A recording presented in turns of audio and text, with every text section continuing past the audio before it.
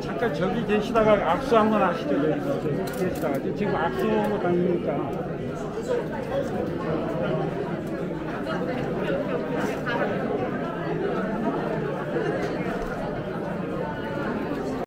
참석하실 수 있는 분들은 자리에 앉아주시고 아닌 분들은 뒤에 잘 정리해서 준비해 주시기 부탁드리겠습니다.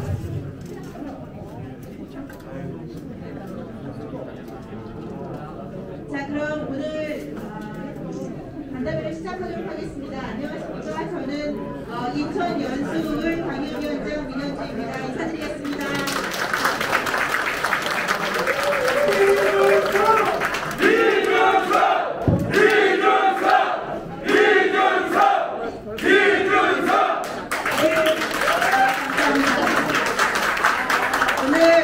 국민의힘 당대표 최고위원 방문 일정 중에 이제 마지막 일정인데요. 이준석 후보의 인천시당 방문입니다. 여러분들 국민의힘 인천시당 인천의 당원 동지 여러분들에게 인사를 드리고 그리고 여러분들의 궁금하신 점, 또 여러분들이 어떤 요구사항이 있는지 이런 점들에 대해서 직접 여러분들과 소통하기 위해서 이준석 후보가 방문하고 있습니다. 우선 본식에 들어가기에 앞서 간단하게 저희 국민의례가 있겠습니다. 모두 자리에서 일어나서 앞에 있는 국기를 향해 주시기 바랍니다. 국기에 대하여 경례.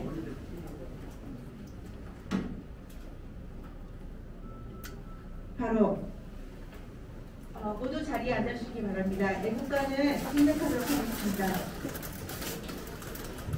저희 오늘 이준석 후보 간담회에 정말 많은 분들이 참석해 주셨는데요. 이준석 후보 일정 때문에 어쩔 수 없이 월요일 오전인데도 불구하고 이렇게 많이 참석해 주셔서 정말 감사드립니다. 이준석 후보도 매우 여러분들께 감사드릴 것이라 믿어 의심치 않습니다. 그럼 오늘 참석하신 분들 몇몇 분들만 다 소개드리고 싶은데 시간 관계상 정말 몇몇 분들만 소개해드리도록 하겠습니다. 우선 저희 국민의힘 인천시당을 맡고 계신 인천시당 위원장이십니다. 이학재 위원장님 소개드리겠습니다.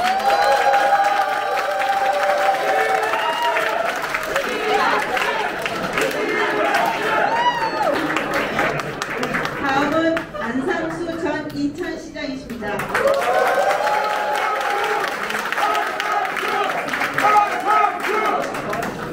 그리고 저희 인천의 원로이십니다. 민봉기 전 국회의원이 오셨습니다.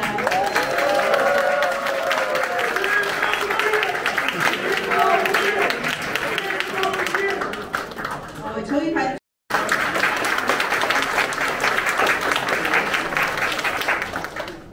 또 저희 인천 연수인데요. 이재호 전 연수구청장 참석하셨습니다.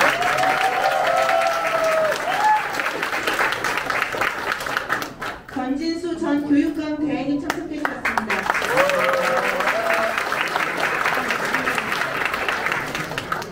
저희 저희 당과 저희 지역의 보배입니다. 김주홍 인천대 총학생회장 참석해 주셨습니다.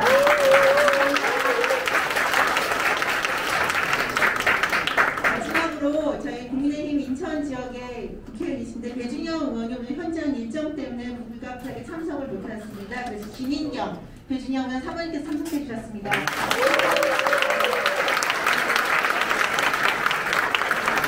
오늘 정말 귀하신 분들이 어려운 발걸음 해주셨는데 내빈 인사는 여기 마치고요. 저희 인천시장 이학재 위원장님의 간단한 인사 말씀 있겠습니다. 앞으로 나와서 인사 말씀 해주시면 한번 많이 해주세요. 안녕하세요. 다시 인사드리겠습니다. 이학재입니다.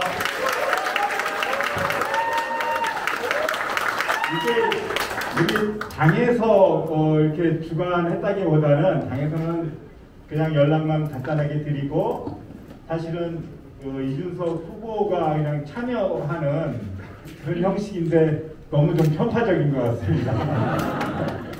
일단 지난번에 아주 훌륭하신 후보들이 당에 많으신데 지난번에 비해서 한 2배 정도 더 많이 참석을 하신 것 같고요. 또 자리가 협소해갖고 못 들어오신 분들도 참 많으신 것 같습니다.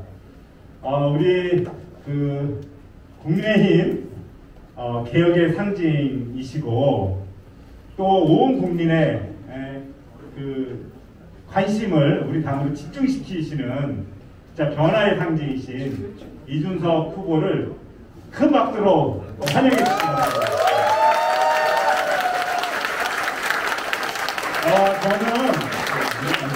저는 내년도의 선거가 잘 될 것 같습니다. 내년도 대선이 잘 될 것 같습니다. 그 잘 될 것 같은 이유가 지난 서울시장 선거 때만 하더라도, 부산시장 선거 때만 하더라도 상대방의 실책들, 내로남불이라든지 부동산 정책이라든지 이런 것들로 인한 실책의 반사이익이 많이 컸던 것 같습니다. 물론 이준석 후보가 서울에서 그 젊은이들의 돌풍을 어느 정도 일으키긴 했지만 그래도 저는 그 선거까지는 반사이익이 컸던 선거라는 생각이 듭니다. 그런데 최근에 우리 당대표 최고위원 선거의 과정을 지켜보면서 내년도 잘 될 것 같다. 반사이익 때문이 아니고 우리 내부의 변화 의지 때문에 잘 될 것 같다는 그런 생각이 듭니다. 여러분들이 생각하시죠? 이준석 후보가 언론에서도 많이 얘기하지만 나이가 36살이고 영선이고, 그런데 국민들이 이준석 하는데 우리 당에서도 이준석 하고 있습니다. 이거는 국민과 함께 가겠다는 것이고 우리 당이 스스로 개혁하고 변화하겠다는 그런 상징적인 현상이라고 생각합니다. 이준석 후보가 맞으니까 저 당이 이제 뭔가 일을 내겠구나 하는 그런 국민들의 관심들도 굉장히 높아지고 있습니다. 그죠? 제가 아주 웃기는 그 보도를 봤는데 이준석 후보가 대통령 피선거권이 없어요. 그죠? 헌법에 40살이 넘어야 대통령이 될 수 있어요. 그런데 어느 여론조사에 우리 당의 대통령 적합도 1위가 나왔어요.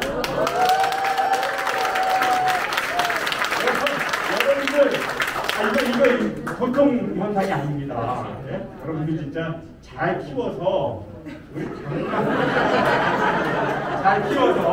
우리 당뿐만이 아니고 대한민국을 위해서 정말 커다란 역할을 할 수 있도록 여러분들이 잘 물도 주시고 잘 다듬어도 주시고 또 외부에 무슨 해충이라든지 비바람이라든지 이런 것들이 있으면 나가도 주시고 그러면서 대한민국을 위해서 정말 큰 일을 하실 수 있도록 여러분들이 꼭 지켜주실 거죠? 네! 다시 한번 이준석 후보를 열렬히 환영의 박수를 보내주시기 바랍니다.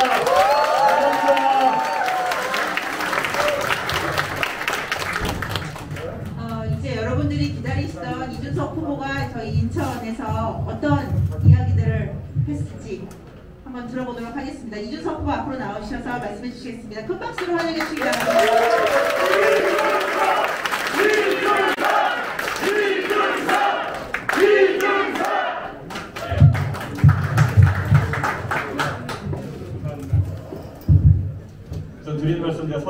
하도록 하겠습니다.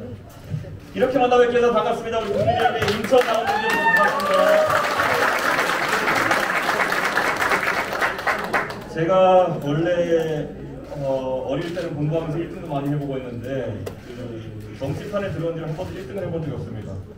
선거는 물론이고 여론조사도 1등 해본 적이 없습니다. 근데 요즘 여론조사에서 제가 우리 당원 동지들 그리고 국민들의 지지를 많이 받고 있고 그리고 수치상으로도 좀 좋게 나오다 보니까 저도 참 감개가 무량합니다. 지난 10년 동안 제 나름은 어려운 길 회피하지 않고 달려왔다고 생각했는데 이번에 그런 부분을 국민들께서 당원들께서 많이 봐주셔서 감사합니다. 그리고 또 이 인천에 오면 저는 적어도 이 인천에서는 제 젊은 나이가 크게 장애물이 되지 않을 것이라는 확신이 있습니다. 왜냐면은 제가 굳이 언급 안 해도 잘 아시겠지만은 2002년에 인천은 만 37살짜리 구청장을 만들어 본 기억이 있는 곳입니다. 다들 알고 계시죠? 그분이 누구요? 그러니까 저는 인천은 나이와 관계없이 항상 능력 있고 또 그리고 또 재능 있는 그런 정치인들 많이 발굴해 오셨고 그래서 사실 잘 키우셔가지고 큰 정치인을 만드셨지 않습니까? 그렇기 때문에 저는 그런 젊은이의 힘을 알고 있다 저는 이렇게 생각하고요. 오늘 이 자리에 보면은 뭐 우리 안강수 시장님 계시고 우리 당의 중요한 인사들 많이 모이셨는데요. 이렇게 생각합니다. 저희가 사실 지난 4, 5년 동안 굉장히 긴 터널을 걸어왔습니다. 2017년에 탄핵이 발생한 이후에 저희는 당이 쪼개지기도 했었고요. 다시 합당하는 과정을 통해 가지고 4년 만에 3년 만에 다시 뭉쳤습니다. 근데 그 과정 동안에 서로 다른 생각들이 있어가지고 많이 다투기도 했습니다. 근데 제가 대구에서 이제 연설할 때 오바마의 말을 인용해가지고 그런 이야기를 했습니다. 한 가지 우리가 의심하지 않아야 할 것이 있다면은 이런 생각을 하는 사람도 선의와 애국심에 따라서 그런 생각을 했다는 것을 믿어야 하고 좀 다른 생각을 했던 사람도 그 사람이 판단은 달랐지만 선의와 애국심에 기반한 판단을 했을 것이라는 믿음이 있어야 합니다. 저는 그게 만약에 우리 사이에서 공유될 수 있다고 한다면은 서로 다른 생각들이 공존할 수 있다 이런 말씀을 드렸고 저는 그게 지금의 우리 국민의힘이 4년 만에 보궐선거에서 큰 승리를 거두고 더 강해져서 대선을 앞두고 있는 그런 강한 큰 원동력을 생각합니다. 여러분께 제가 이번 그 전당대회에서 많은 공약을 드렸습니다. 당 개혁에 대해 가지고 어떤 공약은 매우 비현실적으로 들릴 수도 있고 어떤 공약은 매우 도발적으로 들릴 수도 있습니다. 예를 들어 이 자리에 계신 많은 지방의원님들 입장에서는 우리가 내년에 지방선거 공천을 할 때 자격시험을 도입하겠다라는 말을 했을 때 이게 혹시 저 이준석이라는 젊은 사람이 와가지고 나이 든 사람을 쳐내기 위한 방법인가 뭐 이렇게 오해하는 분도 있었을 겁니다. 근데 그게 아닙니다. 우리 당이 특히 우리 수도권에 있는 당원들은 잘 아실 겁니다. 이제 우리가 수도권에서 과거처럼 쉬운 선거를 하기는 어려워졌습니다. 매번 박빙 승부를 펼쳐야 하고 어려운 승부를 펼쳐야 하는 상황 속에서 우리가 당 전체가 힘을 합쳐가지고 공부하고 노력하는 모습을 보인다면은 저는 누가 공천받든지 간에 정작 선거에 나갔을 때 주민들이 훌륭한 판단을 해줄 거라 믿습니다. 지방의원을 공천했을 때 사실 수도권에서는 한 번에 10명씩 뽑기도 합니다. 투표용지가 많이 나와가지고 그 안에서 어떻게 사람 하나하나를 공공물을 보면서 파악하라고 저희가 주민들께 부탁할 수 있겠습니까? 하지만 만약에 우리가 조금 더 엄격한 잣대를 적용하고 만약에 조금 부족한 당원이 있다고 한다면은 저희가 꼭 노력해서 교육을 시키고 그래서 그 과정을 통과한 당원들로 우리가 선거에 나갈 수 있다면은 저희는 당당하게 이야기할 수 있습니다. 적어도 우리 지방 의원들 출마하는 사람들은 우리의 엄격한 자격시험을 통해서 어떤 능력을 보유한 사람이라는 것을 인천 시민들께 그리고 주민들께 약속해드립니다. 보증해드립니다. 그 의미를 저희가 담았을 때 전 지방선거에서 우리의 모든 지방의원 출마자들이 최소 5% 10%씩 득표를 높일 수 있다. 이런 생각을 합니다. 정당의 공천이라는 게 무엇이겠습니까? 공직 후보자 추천이라는 것은 정당이 보증을 서는 것입니다. 우리가 그 도덕성과 실력에 대해서 더 엄격한 잣대로 보증을 설 수 있다고 한다면 그거는 주민들이 바로 화답할 정치 개혁이다. 저는 이렇게 생각합니다. 그리고 이 인천시당에 모인 분들을 보니 참 정치에 대한 의지와 그리고 또 관심이 많은 당원들이 있다는 것을 한눈에도 볼 수 있습니다.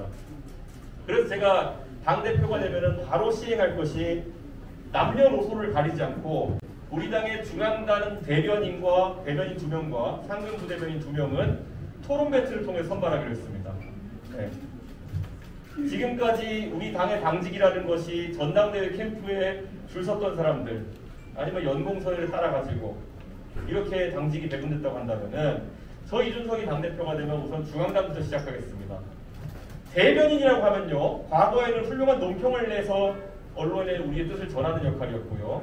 지금은 당의 대변인이 되고 상근 부대변인이 되면은 방송에 나가서 종편이나 나가서 우리 당의 논리를 방어하고 우리 당의 정책을 알려야 되는 중요한 자리입니다.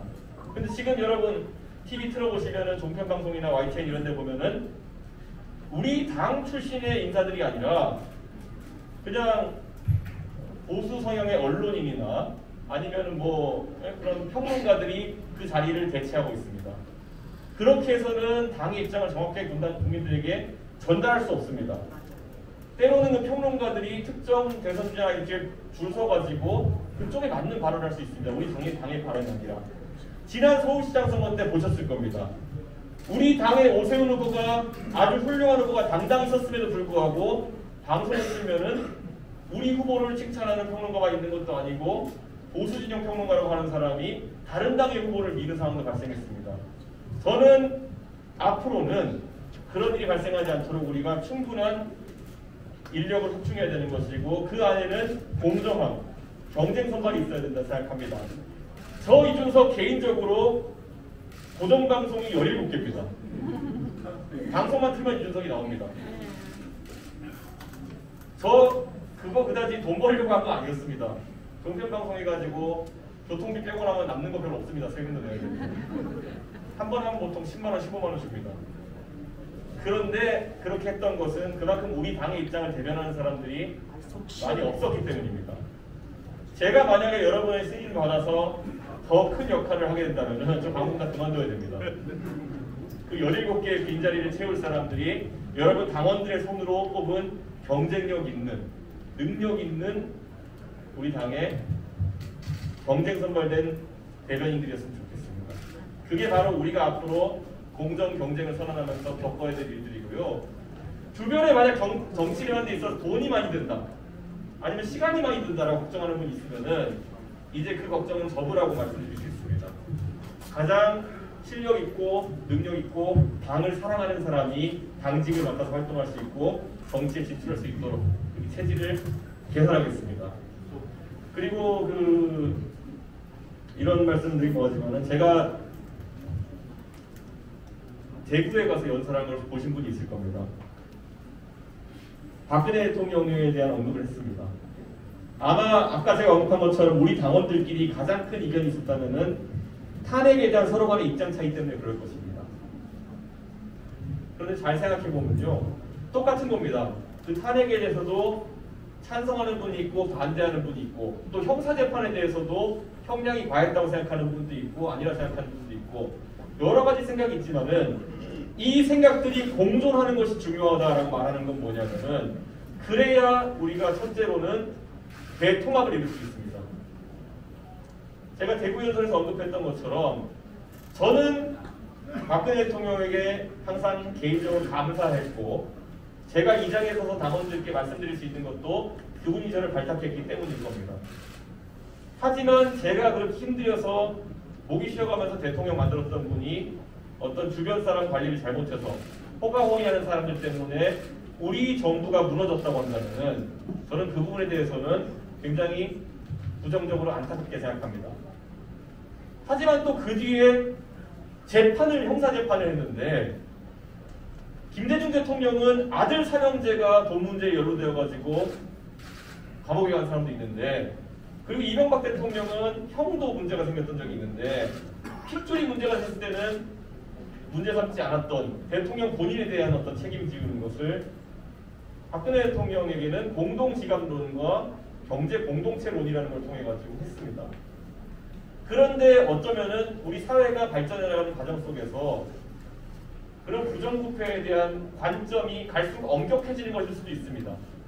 그래서 우리가 대법원까지 다퉈가지고 만약 박근혜 대통령이 그런 형을 받았다고 한다면 저는 그것마저도 인정할 용기가 있습니다.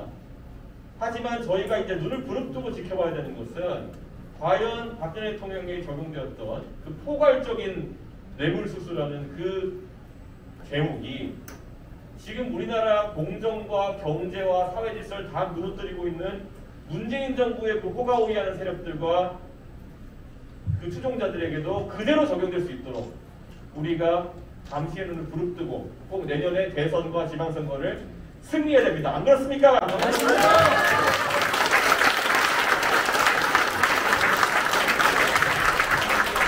제가 그래서 말씀드렸습니다. 저의 이런 생각, 굉장히 복잡한 생각입니다. 개인적으로는 감사하고 탄핵은 정당했고 다만 형사재판은 형량이 과도했지만은 문재인 대통령과 그 일당에게도 비슷한 책임을 물어야 된다는 제 복잡한 입장을 만약 당원들께서 받아들이시고 이해하고 저와 생각에 동의하지 않더라도 공존하실 수 있다 그러면은 저희는 바로 큰 문호를 여는 것입니다.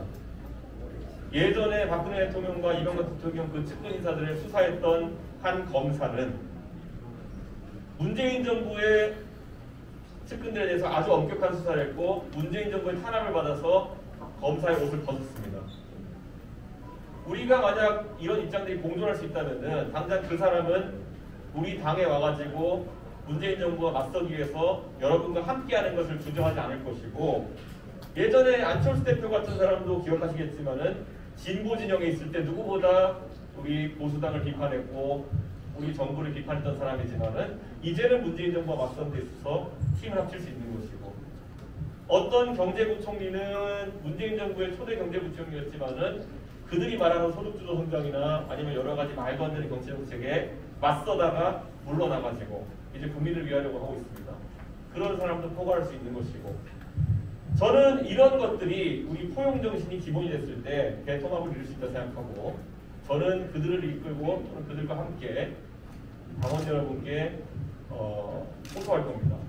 문재인 정부의 폭주를 막자고 그러면은 저희는 대선을 승리한다고 믿고 있고요.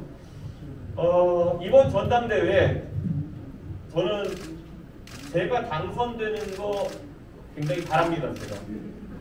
그런데 제가 당선되는 것을 바라는 것은 제 1차원적인 생각이고요. 그것에 더해가지고 앞으로는 우리 전당대회가 매 2년마다 또는 그것보다 더 자주 치러지더라도 항상 이런 축제장이 됐으면 좋겠습니다. 여러분께 보시고 계시겠지만은 여러분 아마 공직선거에 나가신 분들도 비슷한 생각 많이 했을 겁니다.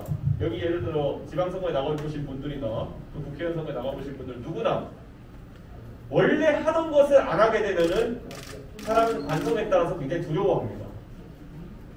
상대 후보가 문자를 2번 보내면 나도 왠지 2번 보내야 될 것 같고 상대 후보가 누굴 만났다 그러면 나도 왠지 만나야 될 것 같고 상대 후보가 조직책을 크게 꾸렸다고 하면 나도 조직책을 크게 꾸려야 될 것 같고 그러다 보면 정치가 돈 많이 들고 시간 많이 들고 다른 사람 귀찮게 하는 비효율적인 구조로 가는 것이라 저는 그렇게 생각합니다. 이번에 당원 동지께서 투표하시는 것은 당 대표가 누가 되느냐에 대한 투표도 있겠지만은 앞으로 어떤 정치 문화를 우리 국민에게 선도해 나갈 것인가에 대한 투표도 된다 이렇게 봅니다. 아마 이번 선거 내내 보셨을 겁니다. 이준석에게 문자 받은 사람 없습니다. 네. 제가 지난주에 언론 기사를 보셨겠지만은 전당대회 후보자 후원회를 열었더니만은 이틀 만에 1억 5천만 원이 모였습니다. 그 금액에 정말 감사하는데 그 금액이면은 그림 문자, 포토 문자로 5번 쏴도 돈이 남습니다. 그런데 제가 그걸 단 한 번도 아직까지 쏘지 않고 어떤 문자 쏘지 않은 것은 그 돈이 우리 당원들과 국민들이 정치 변화를 위해서 모아준 돈이라는 그 무거운 돈이라는 걸 알기 때문에 그렇습니다. 제가 그래서 선관위에 문의했습니다. 이 돈을 안 쓰면 남기면 어떻게 되나요? 그랬더니만은 답변이 왔습니다. 그 돈이 남는 액수는 우리 당에 귀속된다고 하더라고요. 우리 당에 만약에 제가 솔직히 말씀드리면요. 그 1억 5천 중에 저 인쇄물 그 편지 그 보내고 그거 한 800만 원 들었고요. 그 나머지는 저랑 같이 다니는 그 수행하는 친구랑 저랑 다니면서 제육볶음 먹고 육개장 먹고 이러면서 한 돈 100만 원 쓴 것 같습니다. 그래서 한 1,000만 원 정도 쓸 것 같은데 저는 그거 외에 비용 전부 다 우리 당의 회계로 들어가서 제가 당대표가 되면은 바로 우리 당의 젊은 사람들 토론 배틀하고 그리고 여러 당의 이벤트를 하는데 바로 사용될 수 있도록 그렇게 하려고 저는 쓰지도 못하고 있습니다. 지금.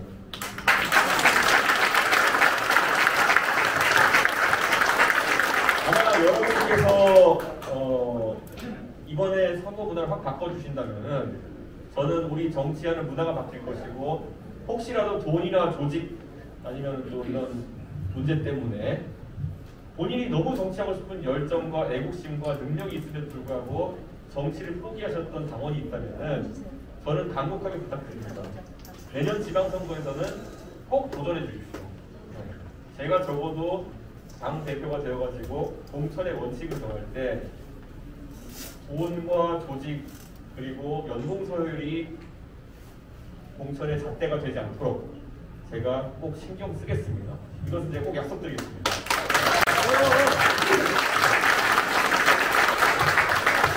네, 그리고 인천 왔으니까 인천 얘기 좀 짧게 해야 될 것 같은데요. 그 인천에 제가 오늘 오면서 제가 원래 어디 가면서 한 10분씩은 일찍 도착하는 그런 성격인데 오늘 깜짝 놀랐습니다. 제가 아침에 7시 반쯤에 그 CBS 김현정의 뉴스 라디오 인터뷰를 하고요. 그 7호선 끝에 저 위에 가면 제 지역구가 있습니다. 저 7호선 북쪽 끝에 노원구 상계동의 마들역에서 7호선을 타고요. 진짜 부평구청역까지 쫙 타고 왔습니다. 네. 근데 1시간 반 넘게 걸리더라고요. 그리고 인천 지하철 1호선 갈아타고 예술회관역까지 쭉 내려왔습니다. 근데 이걸 보면서 딱 2시간 걸리는구나 뭐 이런 생각을 했는데 저는 우리 수도권에 있어가지고 광역교통체계는 확실하게 개선되어야 된다 이런 생각을 하고 있습니다. 제가 우리 상계동, 저희 노원구 상계동이 4호선, 7호선 동쪽 끝 종점이거든요. 그래서 제가 항상 국회의원 선거 나오면 공약하는 것이 급행 지하철을 제가 신설하겠다라고 이제 이야기했습니다. 급행 지하철이라는 건 혹시 서울의 지하철 9호선을 타본 분들은 알겠지만은 여기 있으면 건너뛰는 겁니다. 1호선 동인천 급행이나 9호선 급행 같은 경우에는 주요 역에서만 서는 방식으로 가는 겁니다. 이렇게 하는 게 뭐냐면은 여러분이 철도에 대해서 보면은 표정속도라는 게 있어요. 네. 이게 역에 섰다 가는 시간이랑 다 해가지고 평균 내면은 시속 얼마로 가느냐. 근데 급행 지하철이 도입되면은 표정속도가 거의 한 50에서 60까지 나옵니다. 그러니까 50km, 60km로 쭉 가는 거랑 비슷한 속도로 가는 거예요. 역에 섰다 갔다 한다는 거. 일반 지하철들은 30 정도 나옵니다. 30에서 35 정도 나옵니다. 급행 지하철 정도 되면은 1.5배에서 2배 가까이 빨라지는 것이고요. 여러분이 또 최근에 많이 접하시는 게 있다면은 GTX겠죠. 세력, 그 사람들이 동조를 안 할 것인가. 그랬을 때 그것을 어떻게 투영을 할 거냐.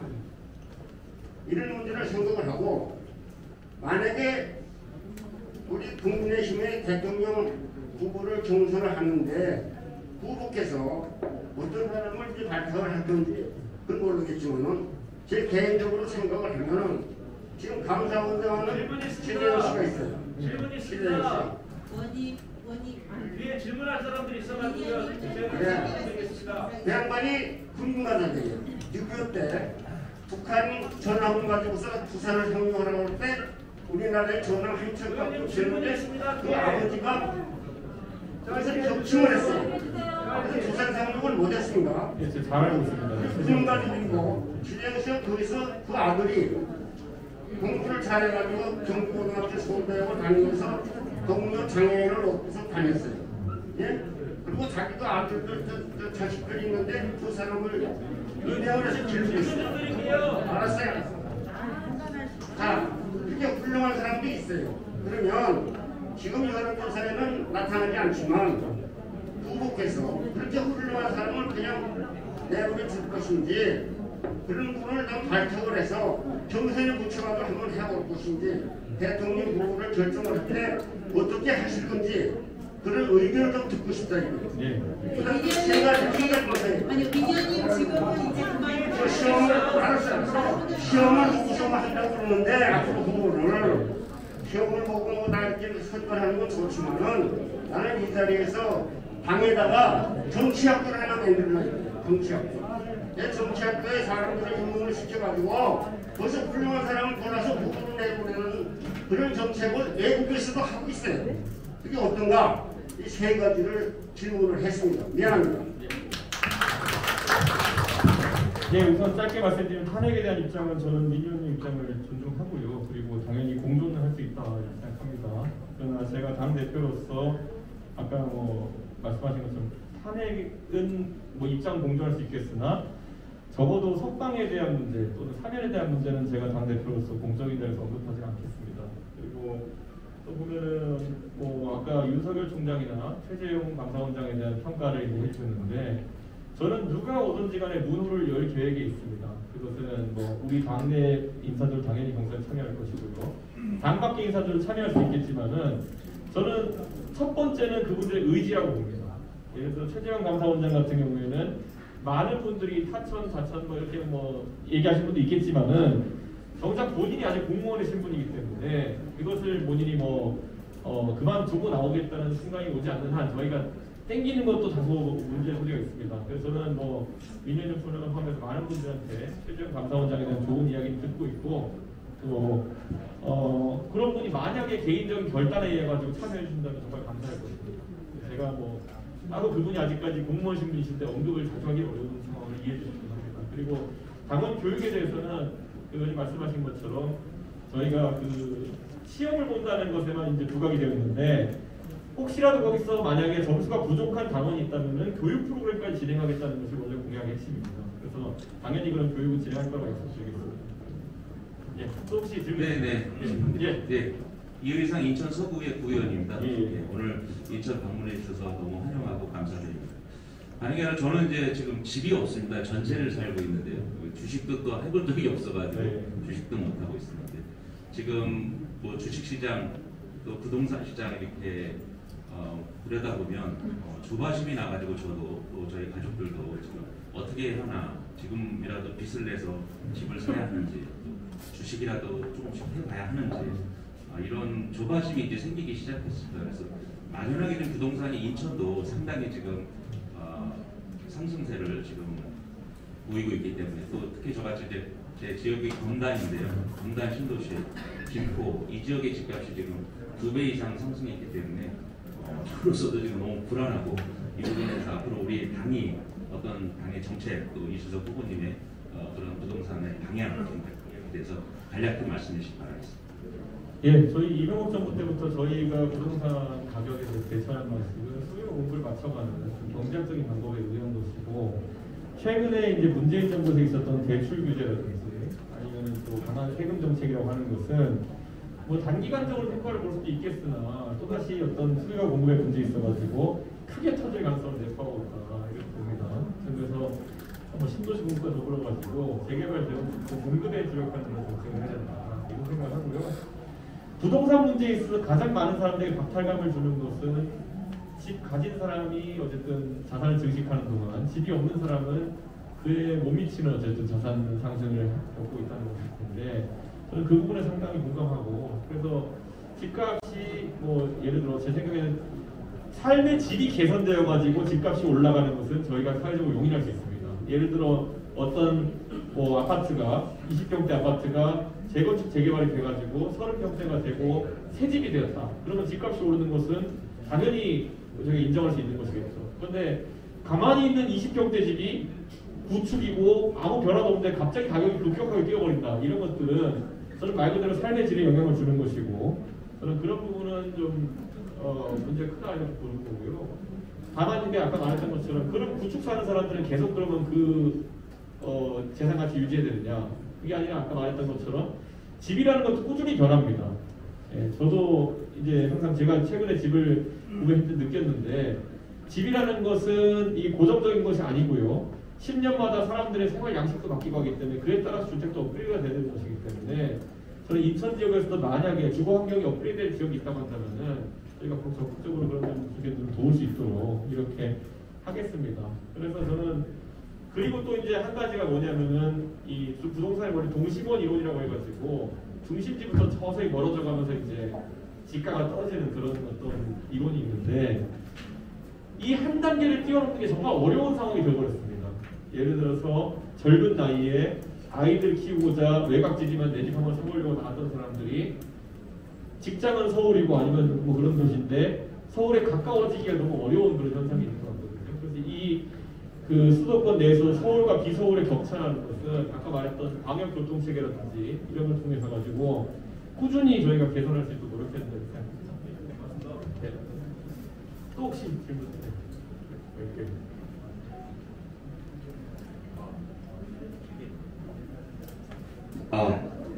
안녕하십니까. 저는 일단 당원은 아닌데 제가 이준석 당대표 후보님이랑 동갑이긴 한데 제가 오늘 처음 뵀는데 굉장히 총교스러운 말씀 제일 많이 동청해서 들었고요.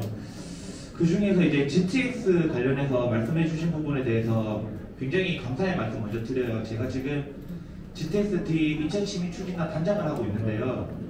어떤 언론에서든 민주당이든 국민 저는 당으로서 당연히 문재인 정부에서 비판해야 되는 부분은 국토부 장관을 지냈던 변창흠 씨가 있을 때 LH나 SH 같은 공공개발공사들이 얼마나 부패했는지에 대해 가지고 저희가 거의 국정조사 수준으로 들어가서 파헤쳐야 된다 이렇게 보는 것이고 그게 저희가 입법부와 정당으로서 할 수 있는 게 아닌가 그렇게 생각합니다.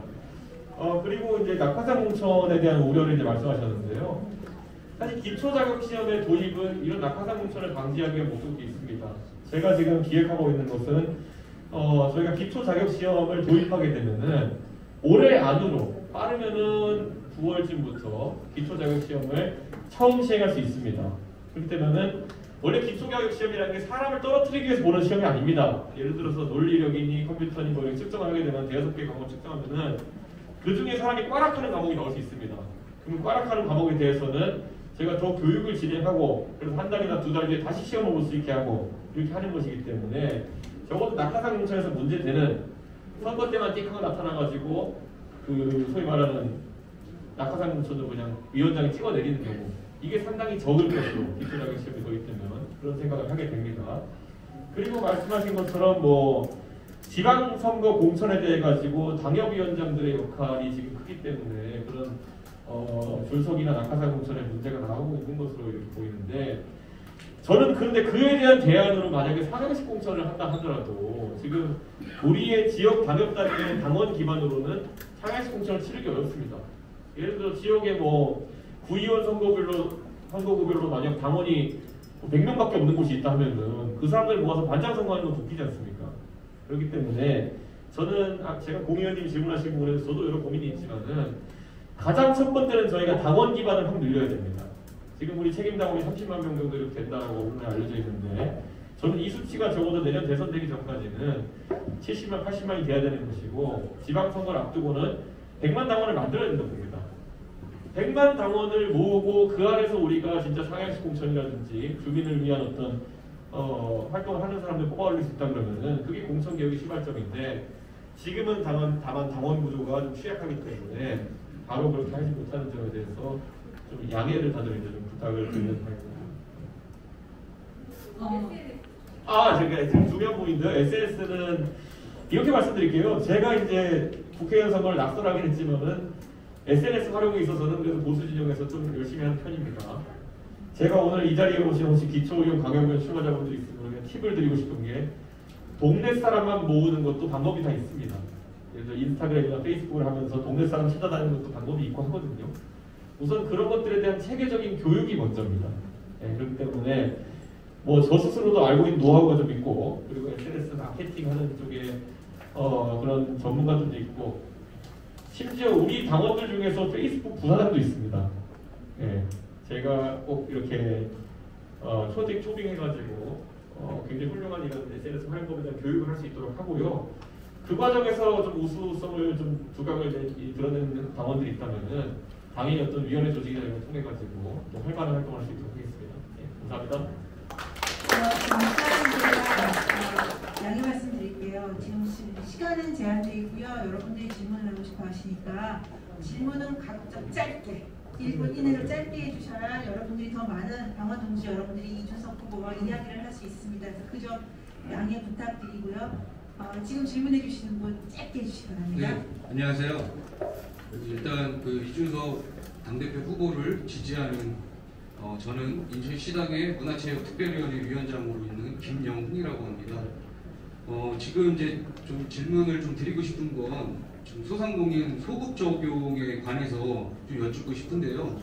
여기 지금 계시는 이학재 시당위원장님도 소상공인들과 여러 차례 이제 애만도 들어주시고 그리고 대변도 많이 해주셨습니다. 지금 모두들 아시다시피 이번 정부의 코로나 K방역은 엉망진창이라고 저는 개인적으로 생각을 하고 있습니다. 민주당은 이번 그 추경안 편성을 통해서 소상공인과 전 국민에게 재난지원금을 지원해주는 투트랙을 지금 추진하고 있다는데요. 사실상 지금 정부의 행정명령에 따른 소상공인들을 먼저 챙겨야 되는 것이 아닌가라는 생각을 하고 있습니다. 작년 추경에도 만 13세 이상에게 통신비 명목으로 약 1조 원 가까이 지급을 했다는 것도 사실상 이해가 안 가고요. 그 부분을 집합 제한 업종과 그리고 집합 금지 업종에게 나누어졌더라면 조금 더 숨통이라도 튀었을 것 같습니다. 이번 또 기재부는 그 재정 부담을 이유로 이제 뭐 예를 들어서 손실보상의 소급 적용을 지금 반대하고 있는데 전국민 재난지원금은 부담이 안 되고 손실보상은 부담이 된다라는 것은 이 또한 저 개인적으로 납득이 조금 안 갑니다. 오늘 이 시간까지도 그리고 이 자리에 지금 당원분들도 개인적으로 자영업을 하고 계시는 분들도 아마 계실 거라고 생각이 들고요.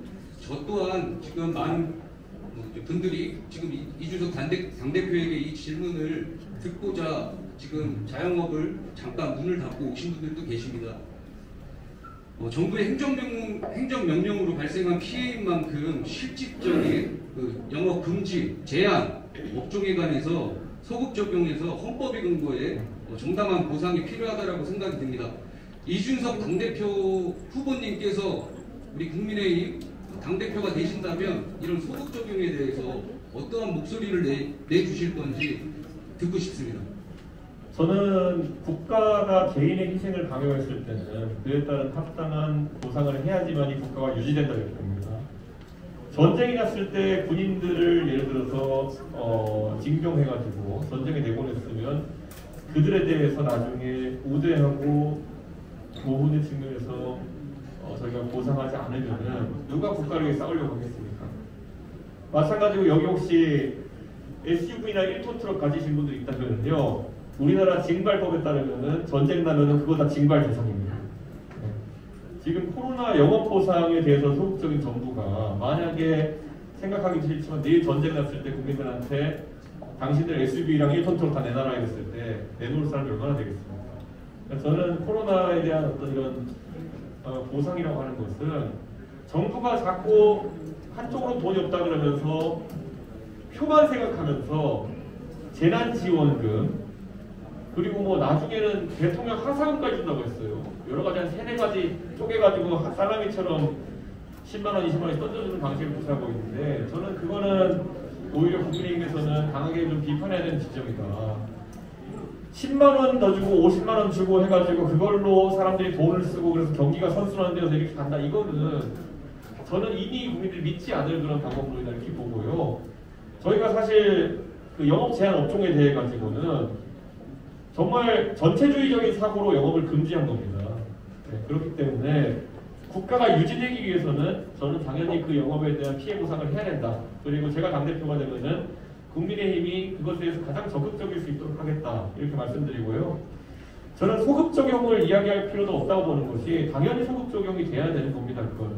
왜냐하면 국가가 그러면 그 영업 제한 조치를 하기 전에 그러면 소상공인들과 충분한 상의를 했습니까? 그게 아니기 때문에 저는 소급 적용이라는 말도 꺼낼 거 없이 지금까지 피해에 대해 가지고 저는 그것이 뭐 국가 재정에 따른 전액 보상일지 아니면 예를 들어 반액 보상일지 아니면은 뭐 계층을 나눠가지고 구간을 나눠서 하게 될지는 잘 모르겠으나 적어도 지금까지 국민 중에서 자영업자나 소상공인들이 협조해줄 부분이 있다면은 국가는 그에 화답해야 됩니다. 안 그러면 국가가 무너집니다. 나중에 전쟁 났을 때 국가가 나중에 보상해주겠습니다. 우리를 위해서 물자를 징발하고 입대해 주십시오 했을 때 누가 믿겠습니까? 이게 양측의 손이 좀 큰일 납니다, 국가가. 그래서 그 부분은 저희 국민의힘이 무조건 가장 앞에 서 있는 당이 됐으면 하겠습니다.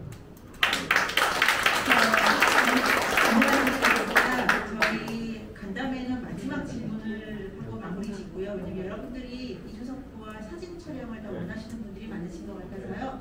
그 시간 드리기 위해서 지금 이번 질문 마지막으로 간담회를 마무리하겠습니다. 마지막 질문 해주세요. 네, 안녕하세요. 연수골 김호수라고 합니다. 마지막 질문으로 저희 2030 현재 많은 지지를 갖고 계신데 이 여론을 어떻게 이제 우리 당이 흡수할 수 있는지 또 어떤 계획을 가지고 계신지 여쭙고 싶습니다. 저는 우리 당권이나 정치권이 2030 세대에 지금까지 외면받았던 거는 그 2030 세대 생각보다 똑똑하거든요. 예. 제가 37살인데 2030 세대의 대학 진학을 위한 것이 거의 80%가 넘고 90% 가까이 됩니다. 그러니까 이 다 교육되고 훈련된 유권자들한테 안 되셔도 돼요. 그 교육되고 훈련된 유권자들에게 그냥 조금씩 뭐 띄워주는 식으로 대처한다든지 아니면 논리에 안 맞고 그냥 구호만 앞세우는 정치를 한다든지 이렇게 하면은 강하게 배척받는 겁니다. 저도 사실 지난 보궐선거에서 서울시장 선거에서 제가 캠프에 있다 보니까 TV 토론이 끝나고 이럴 때마다 제가 많이 물어봤어요. 예. 2030 세대가 왜 오세훈 후보한테 더 관심을 가지고 호감을 가지냐 많이 물어봤거든요. 선거 전에도 선거 끝난 뒤에도. 박영선 후보의 사안에 대한 언급이 너무 피상적이고 구호에 그쳤다는 거예요. 예를 들어 일자리가 없어지는데 어떻게 해야 되냐고 그랬더니만은 자기가 무슨 얘기를 하는지도 모르고 AI를 어떻게 했으면 좋겠다 이런 얘기를 하고 편의점에 이제 힘들어 죽겠다는 데 가가지고 무슨 무인 편의점 얘기하고 앉아있고 이게 전형적인 지금까지 여의도 정치권에서 그냥 모든 걸 두리뭉실하게 넘기는 방식이었던 것이거든요. 아니 뭐 갑자기 중국에서 무슨 뭐 하는 거 보고 와가지고 수직 정원이라는 걸 만들겠잖아요. 근데 오세훈 시장은 그걸 다 이미 공부해가지고 구체적으로 야 이거 모기 때문에 망한 건데 모기 문제는 어떻게 할 것이냐 그랬더니 이거는 거기서 무너졌잖아요. 네. 모기 문제도 고민하지 않고 무슨 수직 정원을 만듭니까? 물을 어떻게 빗물 같은 걸 어떻게 끌어올리냐 했더니 뭐 AI 삼투압 뭐 이렇게 모르는 얘기 하다가 나중에 그게 뭐냐니까 답이 안 나오는 것이고요. 저는 2030 세대에서 제가 약간의 인기가 있고 있다 한다면은 아까 제가 인천에서도 뭐 GTX 문제나 이런 것들 제가 그냥 구체적으로 답변을 드리잖아요. 근데 제가 틀린 얘기를 할 수도 있고요. 제가 나중에 힘에 붙여서 당내에서든지 당 밖에서 힘이 붙여가지고 제가 약속을 완전하게 못 지킬 수도 있습니다. 하지만 제가 적어도 항상 정치하면서 믿고 있었던 것은 적어도 관점은 명확하게 가지자. 우리가 두리뭉실하게 하지 말자 이런 것이거든요. 우리가 정치권에 있는 사람들이 사실 이런 겁니다. 저도 제가 뭘 하지 말아야 되는 이유를 만들려고 그러면요. 거의 모든 사안에서 만들어낼 수 있을 것 같아요. 그런데 반대로 내가 옳다고 생각하는 것이 무엇이냐에 대한 것은 정치인들이 명확히 밝힐 수 있어야 된다 이런 생각을 하고요. 2030 세대가 원하는 게 바로 그런 게 아닐까 생각합니다. 적어도 옳은 얘기, 맞는 얘기 그리고 맞는 방향을 이야기해야 되는 것이고 계속 두리뭉실하게 무슨 뭐 이렇게 뺑뺑이 돌리는 것도 아니고 여기서 이 말했다 저기서 저 말했다가 이렇게 가는 것은 답이 아니다. 우리 당은 앞으로 적어도 그런 것에 있어서 좌고우면하지 않겠다. 민주당이 아까 영업보상 같은 문제도 빙빙 돌리고 있는 거잖아요. 제 생각에는. 우리가 영업보상에 원칙적으로 동의하는 것이 먼저고 철학적으로 동의한 다음에 우리가 국가 재정을 살펴봤더니만은 이게 안 된다 그러면은 같이 오히려 여야가 힘을 잡고 설득을 해나가야 되는 것이죠. 국민 여러분 죄송합니다. 저희가 이번에 영업보상으로 책정할 수 있는 예산은 요거밖에 안 됩니다. 하지만 저희 원칙적으로 이거 해야 된다 생각하고 있고요. 그렇기 때문에 이거를 절감해서라도 조금씩 그 액수를 늘리겠습니다. 안 되면 국회의원들이 예를 들어 조금씩 각축해서라도 조금이라도 금액을 늘려보겠습니다. 이 노력하는 자세에 국민들이 공감하고 2030에 공감할 수 있는 것이지 말 빙빙 돌리면서 영업보상 뭐 승급이 안 되고 그러니까 뭐 하사금을 니네한테 주겠다는 이런 식으로 하는 것 자체가 좀 전문법이 아니다. 저는 그렇게 생각합니다. 그래서 아마 그런 젊은 세대에게 좀 어필하는 분이 있을 것이고요. 또 이겁니다. 결국에는 지난 이제 그 광주 연설 앞두고 부끄러운 통계가 공개됐는데 우리 당의 호남 출신 당원이 0.8%, 호남에 사는 당원이 0.8%밖에 안 된다는 것과 2030, 40 합친 당원의 비율이 30%가 채 안 된다는 것. 이 두 가지는 저희가 굉장히 부끄러워야 되는 지점이고, 그러니까 우리 당 지도자들이 부끄러워야 되는 지점이고, 앞으로 더 많은 목소리가 들릴 수 있게 하겠다, 그런 생각을 하고요. 저는 지방선거에서도 2030이 지금은 조직이나 아니면은 돈 문제 이런 것 때문에 만약 두려워하는 분이 있다면은 그분들이 좀 참여할 수 있는 길을 열어주겠다. 하지만 거꾸로 저는 누구랑은 다르게 할당을 하지 않습니다. 할당제라고 해가지고 청년을 꼬시려고 하는 사람도 있다는, 그것도 비겁한 겁니다.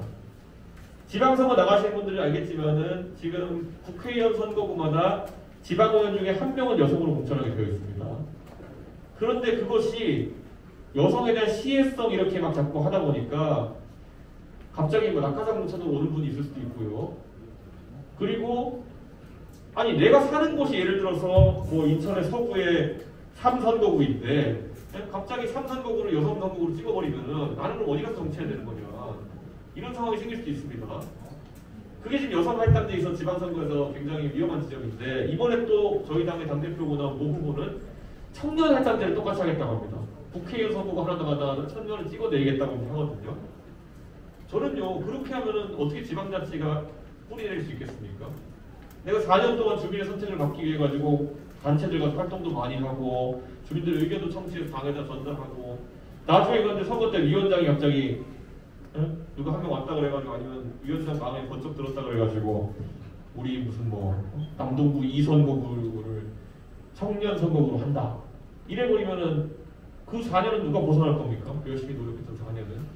저는 다만 그런 식의 할당은 아니고요.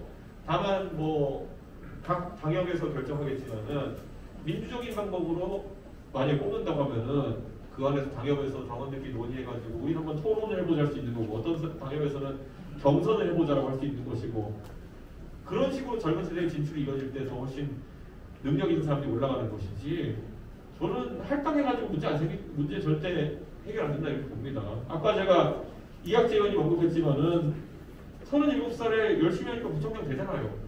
네. 그 다음에 진짜 젊은 나이에 국회의원 하셨고 3선까지 하셨고 그걸로 인정받아서 더 큰 정치 하시는 거고, 저는 이게 젊은 정치의 모델이 된다 이렇게 생각합니다.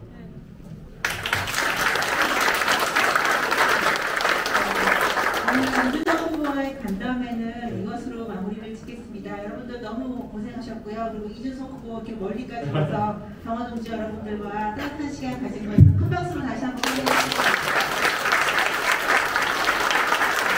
오늘 간담회는 여기서 마무리하는데요. 여러분들 이준석 후보와 개인적으로 뭐 사진을 찍고 싶다거나 뭐 개인적으로 이야기를 전달하고 싶으신 분들 계시면은 앞으로 나중에 사진 한번 찍고 그 다음에 그 순서를 가도록 하겠습니다.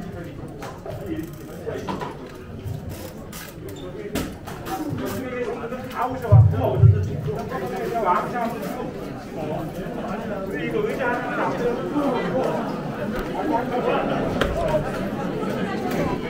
의자 앞에다